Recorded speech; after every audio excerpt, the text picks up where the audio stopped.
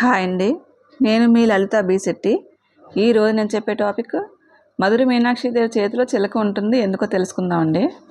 దేవీ దేవుల చేతుల్లో ఉన్న వాటన్నిటికీ, వాటి నామధేయాలకు, వారి లీలలకు వెనుక అంతర్నిగూఢమైన అర్థాలు ఉన్నాయి.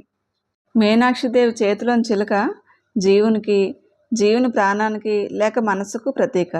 అలాగే ఆమెకు మీనాక్షి అంటే చేపల వంటి కళ్ళు కలదని పేరు. ఆ పేరు వెనుక ఒక రహస్యం ఉంది.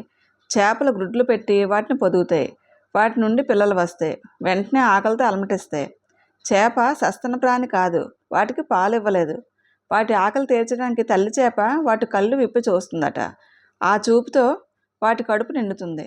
అదేవిధంగా విష్ణువు చేతిలోని చక్రం మన మనస్సే. మనసు చక్రం వంటిది, ప్రపంచమంతటా కూడా తిరిగి వస్తుంది.